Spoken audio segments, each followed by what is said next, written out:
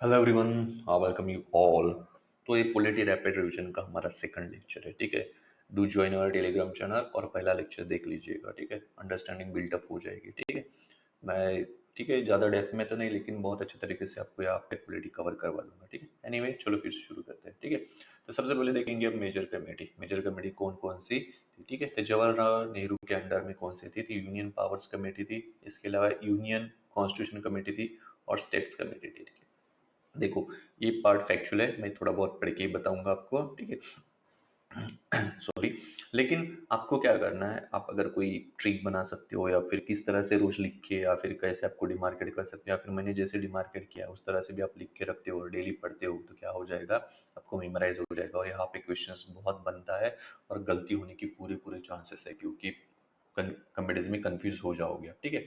तो जवाहरलाल नेहरू के अंडर में मेजर कमेटी पढ़ रहे हैं, ठीक है। इसके अलावा माइनर कमेटी भी हम पढ़ेंगे, ठीक है। ओके, चलो फिर। जवाहरलाल नेहरू के अंदर में कौन सी मेजर कमेटी आती थी, यूनियन पावर कमेटी आती थी, यूनियन कॉन्स्टिट्यूशन कमेटी आती थी और स्टेट्स कमेटी आती थी, ठीक है। तो अब यहाँ पे यूनियन यूनियन तो काट सकते हो भैया, पावर कमेटी, कॉन्स्टिट्यूशन कमेटी और स्टेट्स कमेटी ऐसे भी आप ध्यान में रख सकते हो, ठीक है। इसके अलावा एक्सपर्ट कमेटी को भी हेड किया था जवाहरलाल नेहरू ने। अब एक्सपर्ट कमेटी क्या थी, ठीक है।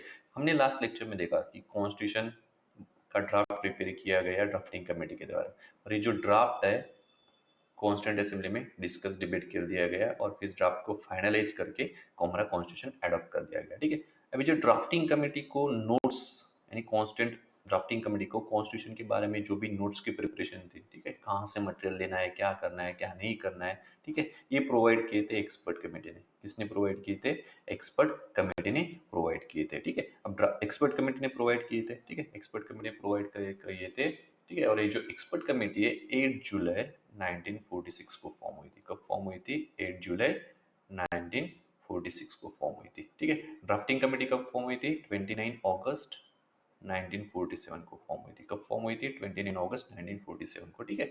अब ड्राफ्टिंग कमेटी के कौन मेंबर्स थे, क्या मेंबर्स थे, आगे चल के देखेंगे हम, और एक्सपर्ट कमेटी के अभी देखेंगे, ठीक है। तो एक्सपर्ट कमेटी क्या थे, एक्सपर्ट कमेटी किस लिए बनी थी, सबसे पहले ध्यान में रखना है कि पर्पस क्या था, to prepare material for the constant assembly, यानी कॉन्स्टेंट असेंबली को जो मटेरियल लगेंगे वो प्रिपेयर करने की जिम्मेदारी एक्सपर्ट कमेटी के ऊपर थी, ठीक है। यानी ड्राफ्टिंग कमेटी को इनडायरेक्टली मटेरियल सपोर्ट कर रहे थे, ऐसे भी हम कह सकते हैं, ठीक है। इनका चेयरमैन कौन था, इनका चेयरमैन थे भैया एक्सपर्ट कमेटी के जवाहरलाल नेहरू। और ड्राफ्टिंग कमेटी के who was the chairman of the drafting committee, doctor Babasaheb Ambedkar, ठीक है। मेंबर्स कितने थे भैया, देखो, एम एसएफ अली थे, के एम मुंशी थे, एन गोपाल स्वामी अयंगर थे, केटी शाह थे, डॉक्टर गाडगी थे, हुमायूं कबीर है, के संतानाम थे, ठीक है। तो कितनी मेंबर कमेटी थी, ये आप मुझे कमेंट सेक्शन में बताओ, ठीक है। एक्सपर्ट कमेटी किसके अंडर में थी, कि एक्सपर्ट कमेटी थी अंडर अपने अपने जवाहरलाल नेहरू के अंडर में, ठीक है। उसके बाद doctor Rajendra Prasad rules of procedure committee and steering committee को लीड किया था डॉक्टर राजेंद्र प्रसाद ने। उसके बाद सरदार पटेल के अंदर में देखो इतनी सारी माइनर कमेटी थी, सब कमेटीज भी थी, ठीक है। लेकिन मेजर कमेटी कौन सी थी, प्रोविंशियल कॉन्स्टिट्यूशन कमेटीज थी, ठीक है।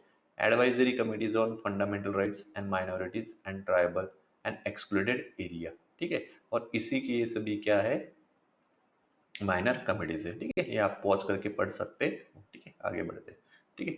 मेन ये ध्यान में रखना है कौन सी, एक्सपर्ट कमेटी, ठीक है। और जैसे हम ड्राफ्टिंग कमेटी पढ़ेंगे, आप ध्यान में रखना के एम मुंशी एंड गोपाल स्वामी अयंगर, ये दो नाम आप ध्यान में रखना। उसके बाद देखो ड्राफ्टिंग कमेटी, ठीक है। ड्राफ्टिंग कमेटी को हेड किसने किया था, ये 7 मेंबर्स कमेटी थी। और ये कितनी मेंबर कमेटी थी, आप मुझे कमेंट सेक्शन में बताओ कौन सी, एक्सपर्ट कमेटी, ठीक है। Drafting committee was a 7 member committee, it was lead by the doctor Babasaheb Ambedkar, यानी चेयरमैन कौन थे, डॉक्टर बाबा साहेब अम्बेडकर, ठीक है। अब मेंबर्स देखो देखो, एन गोपाल स्वामी अयंगर है यहाँ पे, एन गोपाल स्वामी अयंगर, ठीक है।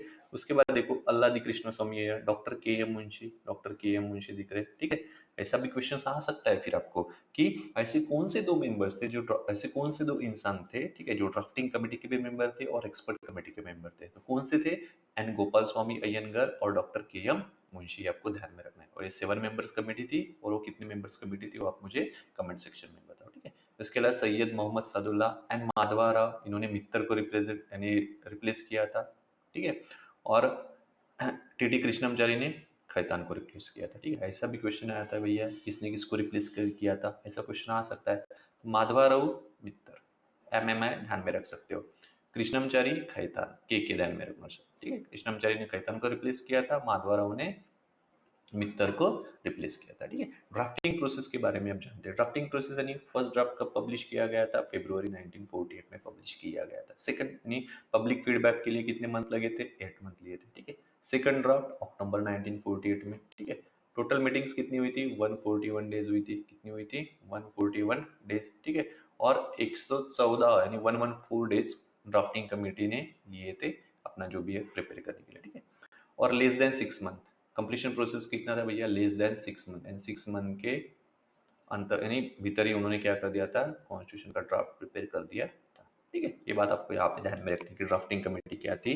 7 मेंबर कमेटी थी। किस लिए बनी थी? कॉन्स्टिट्यूशन का ड्राफ्ट प्रिपेयर करने के लिए। एक्सपर्ट कमेटी थी, किस लिए बनी थी? जो भी मटेरियल्स चाहिए थे, ठीक है, प्रिपरेशन ऑफ द मटेरियल्स। ठीक है, ये देखो, prepare material for the constituent assembly. Drafting committee को कौन लीड कर रहा था? Doctor Baba Saheb Ambedkar. Expert committee को कौन लीड कर रहा था?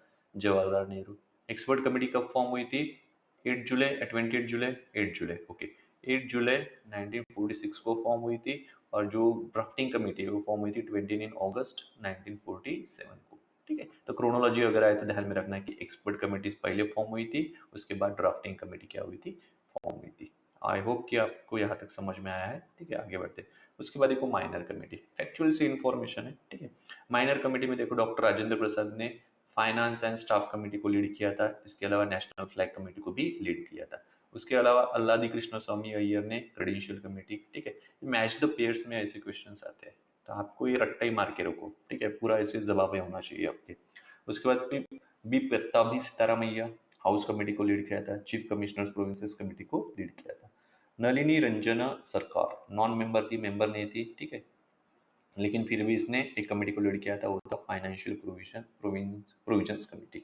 एस केदार ये भी नॉन मेंबर थे, इन्होंने लिंग्विस्टिक कमीशन को लिया था। एस केदार आपको पता है। ठीक है, आए थे ना, आगे चल के पता चलेगा। Jawaharlal Nehru draft constitution committee को लीड किया था।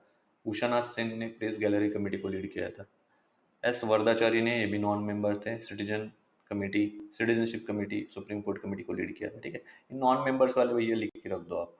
ठीक है, इनके नाम ध्यान में रखो, क्योंकि हो सकता है कि इनमें से कौन सा नॉन मेंबर था और इसने ऐसी ऐसी कमेटी लीड की थी। ठीक है, doctor K M Munshi order of business committee, doctor K M Munshi drafting committee के भी मेंबर थे और एक्सपर्ट कमेटी के भी मेंबर थे।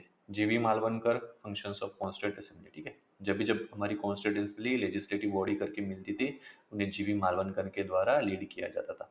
आप प्रीवियस लेक्चर में हमने देखा है। उसके बाद देखो sources of the Indian constitution. तो बेसिकली क्या, जो इंडिया का जो कॉन्स्टिट्यूशन है ना, उसे क्या कहा जाता है? बोरोड कॉन्स्टिट्यूशन कहा जाता है। ठीक है, या फिर carbon copy of the government of India act 1935 भी कहा जाता है। ऐसे क्यों कहा जाता है? ठीक है, क्योंकि जो हमारा कॉन्स्टिट्यूशन है, हमने क्या किया? रैंसैकिंग ऑफ द वर्ल्ड कॉन्स्टिट्यूशन है, बहुत सारे वर्ल्ड के कॉन्स्टिट्यूशन हमने एक्सप्लोर किए, वहां से जो भी प्रोविजंस हमें इंपॉर्टेंट लगते थे वो हमने उठाए और इंडिया के कंटेक्स्ट में, इंडिया के सिचुएशन के अनुसार उनको अपडेट किया, मॉडिफाइड किया और फिर अपनी कॉन्स्टिट्यूशन में उनको डाला। ठीक है, और मोस्ट ऑफ द जो प्रोविजंस है, almost half of the provisions हमने कहाँ से लिए? गवर्नमेंट ऑफ इंडिया एक्ट 1935 से लिए है। इसलिए हमें हमारे कॉन्स्टिट्यूशन का कार्बन कॉपी ऑफ 1935 एक्ट भी कहा जाता है। एनीवे कहाँ से क्या क्या सोर्सेस लिए, इंपॉर्टेंट हम यहाँ पे डिस्कस कर लेते हैं। तो गवर्नमेंट ऑफ इंडिया एक्ट 1935 से लिए हमने major sources of Indian constitution लिए, फेडरल स्कीम ली है, ऑफिस ऑफ गवर्नमेंट लिया है। ठीक है, इसके अलावा state and joint public service commission भी कहाँ से लिए? हमने गवर्नमेंट ऑफ इंडिया 1935 से लिए। उसके बाद यूएसए से देखो जुडिशियल रिव्यू लिया है। ठीक है, फंडामेंटल राइट्स भी लिए, ये सभी समझ आएगा आने वाले चैप्टर्स में। ठीक है, फंडामेंटल राइट्स को यूएसए में बिल ऑफ राइट्स कहा जाता है। क्या कहा जाता है? बिल ऑफ राइट्स कहा जाता है, ध्यान में रखो। इसके अलावा इंडिपेंडेंट जुडिशियरी ली है। ठीक है, इम्पीचमेंट प्रोसीजर लिए प्रेसिडेंट की, removal of high court and supreme court जजेस भी हमने कहाँ से लिए? यूएसए से लिए। उसके बाद साउथ अफ्रीका देखो, साउथ अफ्रीका का जो कॉन्स्टिट्यूशन है उसमें से ले आए अमेंडमेंट ऑफ द कॉन्स्टिट्यूशन। ठीक है, कॉन्स्टिट्यूशन को किस तरह से अमेंड करना चाहिए वो प्रोसीजर। ठीक है, उसके बाद election of members of upper house, आपको पता होगा ना। ठीक है, 1994 में नेल्सन मंडेला क्या बने थे? New Republic of south Africa के प्रेसिडेंट बने थे, ब्लैक रेस के थे। ठीक है, अपार्थाइड वगैरह पता है आपको। Long walk to the freedom Nelson Mandela की क्या है? ऑटोबायोग्राफी। ठीक है, एनीवे इसमें नहीं जाना है हमें। ठीक है, ब्रिटिश देखो, ब्रिटिश से क्या लिया हमने? रूल ऑफ लॉ लिया है, समझ में आ जाएगा रूल ऑफ लॉ क्या आता है। पार्लियामेंट्री फॉर्म ऑफ गवर्नमेंट ये हमने लिया है भैया, मेन है। ठीक है, अब हमने पार्लियामेंट्री फॉर्म ऑफ गवर्नमेंट क्यों लिया? इसका हिस्टोरिकल पर्सपेक्टिव ये है कि हम ब्रिटिशर्स की क्या थे? कॉलोनी थे। अब ब्रिटिशर्स की कॉलोनी थे तो सब ब्रिटिशर्स ने धीरे धीरे जो एलिमेंट्स थे, ठीक है, जैसे जैसे हम अवेयर होते गए, ठीक है, हमारे जो मिडिल क्लास था, ठीक है, वो एजुकेटेड बनने लगा था। एजुकेटेड बनने के बाद वो कहाँ पे जाते थे, लंदन में पढ़ने के लिए जाते थे, वहाँ पे देखते थे डेमोक्रेसी ऐसी है वैसी है, ऐसे राइट्स है वैसे राइट्स है, ठीक है। तो सेम तरीके की डिमांड उन्होंने भी करनी शुरू कर दी। तो कुछ एलिमेंट्स क्या कर दिए थे ब्रिटिशर्स ने, इंट्रोड्यूस कर देते थे, जैसे प्रोविंशियल इलेक्शंस वगैरह, ठीक है। तो जो मिडिल क्लास थे उन्हें पता था कि भैया पार्लियामेंट्री डेमोक्रेसी यानी ऐसी वर्क करती है, ठीक है। और एलिमेंट्स इंट्रोड्यूस होने की वजह से कुछ हमारा जो बेसिकली क्या बोलते हैं उसको, जो पीपल्स थे वो भी थोड़े बहुत अवेयर हो रहे थे, ठीक है। अब मान लो अगर हमने पार्लियामेंट्री सिस्टम एक्सेप्ट ना करके प्रेसिडेंशियल सिस्टम अगर एक्सेप्ट कर ली थी, लोगों के मन में यानी लोगों को कंफ्यूजन हो जाता, क्योंकि उस वक्त की जो हमारे जनता थी वो उस वक्त क्या थी, बहुत ज़्यादा इलिटरेट थी, क्या थी, इलिटरेट थी। तो इस वजह से फैमिलियर थे, बेसिकली हम क्या पार्लियामेंट्री सिस्टम से फैमिलियर थे, इसलिए हमने पार्लियामेंट्री फॉर्म ऑफ गवर्नमेंट क्या कर लिया, एक्सेप्ट कर लिया। सिंगल सिटीजनशिप कहाँ से ली है, ब्रिटिश से ली है। बाई कैमरलिज्म कहाँ से लिया है हमने, ब्रिटिश से लिया है। बाई कैमरलिज्म यानी दो हाउसेस, पार्लियामेंट के दो हाउसेस है, लोकसभा एंड राज्यसभा, इसे ही कहा जाता है बाई कैमरलिज्म। यूनिकैमरलिज्म यानी क्या होता है, सिर्फ एक ही हाउस होना, उसे कहा जाएगा यूनिकैमरलिज्म। कैबिनेट सिस्टम लिए हमने, लेजिस्लेटिव प्रोसीजर भी हमने कहाँ से लिए, ब्रिटिशर्स से लिए। इसके अलावा Irish DPSP, directive principle of state policy, ठीक है, ये हमने आयरिश कॉन्स्टिट्यूशन से ली है, ठीक है। राज्यसभा में मेंबर्स को कैसे नॉमिनेट करना है, ठीक है। Method of election of president, president को किस तरह से हम चुनेंगे, इलेक्ट करेंगे, उसकी भी जो मेथड है हमने कहाँ से लिए, आयरिश कॉन्स्टिट्यूशन से लिए, ठीक है। जापान से लिए हमने functions of the supreme court, ठीक है। कुछ फंक्शंस अगर रह जाते तो आप लक्ष्मीकांत से थोड़ा कवर कर लीजिएगा, ठीक है। ऑस्ट्रेलिया से लिए हमने कॉन्करेंट लिस्ट यानी कैसे लिया, हमारी कंट्री में फेडरलिज्म की जो प्रैक्टिस होती है आने वाले समय में पता चलेगा, ठीक है। हमारे अगर कुछ कोई पूछता है कि आपकी कंट्री में फेडरलिज्म तो है, लेकिन फेडरलिज्म कैसे प्रैक्टिस किया जाता है, तो कैसे प्रैक्टिस किया जाता है, तो list one union list, list two state list, list three concurrent list, ठीक है।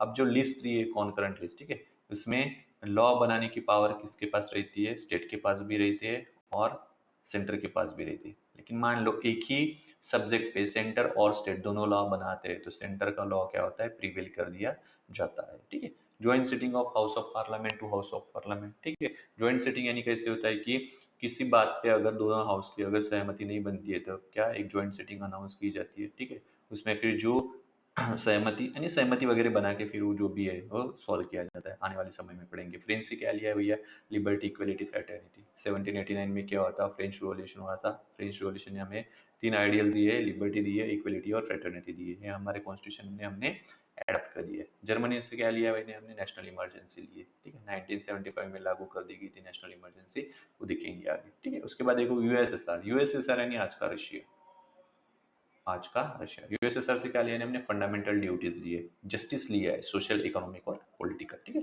कनाडा से क्या लिया है हमने, फेडरेशन विद स्ट्रॉन्ग सेंटर, ठीक है।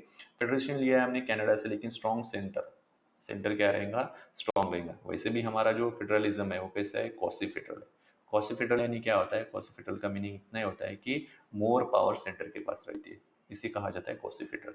रेसिडुअरी पावर विद सेंटर, ठीक है, यानी जो मान लो ऐसे subject, for example list one में नहीं आएंगे, लिस्ट टू में नहीं आएंगे, लिस्ट थ्री में नहीं आएंगे, ठीक है। वो सब्जेक्ट रेसिडुअरी सब्जेक्ट्स होते हैं, ठीक है। और उनको गवर्न करने की या फिर उनके ऊपर कोई भी लॉ बनाने की पावर किसके पास रहेगी, सेंटर के पास रहेगी, ठीक है। इसके अलावा advisory jurisdictions of the supreme court, ये भी हमने कहाँ से लिया है, कनाडा से लिया है, ठीक है। ये थे हमारे मेजर कोई committees, various committees of the constitution and sources हमने कहाँ से क्या लिया है, ठीक है। आई होप कि आपको थोड़ा बहुत समझ में आया होगा, ठीक है।